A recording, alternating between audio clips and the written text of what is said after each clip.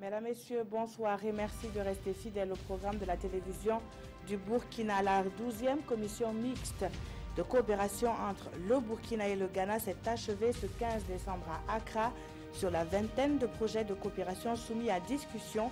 6 accords ont été finalisés, dont 4 signés dans la foulée. Il s'agit des accords de coopération et de mémorandums d'entente relatifs à la sécurité, à l'éducation, au sport et au transport. À Bobo Dioulasso, l'on parle, mais avant Bobo Dioulasso, le projet de renforcement de la résilience à l'insécurité alimentaire déroule ses activités dans la province du San-Matenga. À Boulsa, plusieurs infrastructures ont officiellement été mises à la disposition des populations, des magasins de warrantage, des fourrages, mais aussi des marchés à bétail. La liste n'est pas exhaustive, qui vont aider donc ces infrastructures, aider les populations des régions du Sahel, du centre-nord et de l'Est à s'adapter plus efficacement au choc climatique. Ce projet est une volonté du gouvernement burkinabé qui mesure la vulnérabilité des populations confrontées à ces chocs climatiques. À Bobo Dioulasso, on en vient et on en parle de décentralisation. Les acteurs se penchent sur les nouveaux référentiels en la matière, cela au cours d'un atelier organisé par le ministère en charge de la question et le secrétariat permanent de la Conférence nationale de la décentralisation.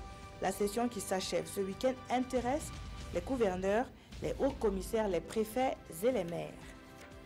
À Dédougou, la question de la décentralisation n'est pas en reste.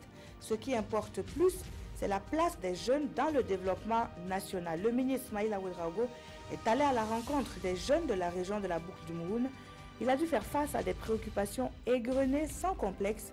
De cette rencontre, il ressort que les jeunes de la région veulent apporter leur pierre à l'édification d'une nation prospère. Et puis, après 30 années de traque, Rome pensait enfin tenir l'extradition de son terroriste.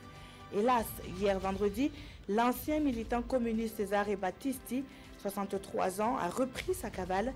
Au petit jour, la police brésilienne n'a trouvé personne à son domicile de Cananea, petit port de l'état de Sao Paulo, où l'Italien, devenu écrivain, avait refait sa vie.